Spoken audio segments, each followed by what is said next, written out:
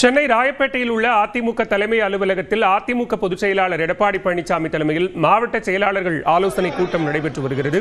இத்தொடர்பான கூடுதல் விவரங்களோடு இணைகிறார் சிறப்பு செய்தியாளர் சுபாஷ். இந்த கூட்டத்தில் என்னென்ன முக்கிய பொருள்கள் விவாதிக்கப்பட இருக்கு? விவரங்கள். மக்களை காப்போம், தமிழகத்தை மீட்போம் என்ற ஒரு சுற்றுப்பயணத்தை எடப்பாடி பழனிசாமி மேற்கொண்டு வருகிறார். தற்போது கரூர் சம்பவத்துக்கு பிறகாக அவரது சுற்றுப்பயணத்தில் சில மாற்றங்கள் மாற்றியமைக்கப்பட்டிருக்கிறது. மறுபடியும் 8ஆம் தேதி, 9ஆம் தேதி மற்றும் 10ஆம் தேதி ஆகிய 3 நாட்கள் சுற்றுப்பயணம் போக போகிறார். அவர் செல்லாத மாவட்டங்களாக சென்னை, செங்கல்பட்டு, அதே போல் சென்னை மற்றும் திருவள்ளூர் ஆகிய 2 மாவட்டங்களும், சேலம், ஈரோடு, கன்னியாகுமரி ஆகிய மாவட்டங்களில் சுற்றுப்பயணம் போக வேண்டியது. சென்னைக்கு நேற்று மாலை வந்த மதியம் வந்த எடப்பாடி பழனிசாமி இன்னைக்கு கட்சியினுடைய சென்னை மற்றும் திருவள்ளூர் ஆகிய மாவட்ட செயலாளர்களுடன் ஆலோசனை நடத்துகிறார்.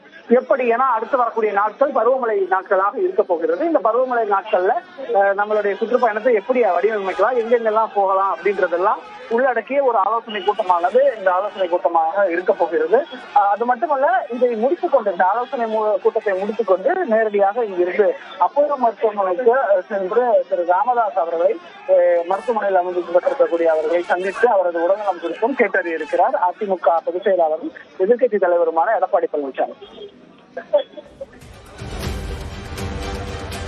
விவரங்களுக்கு நன்றி சுபாஷ்.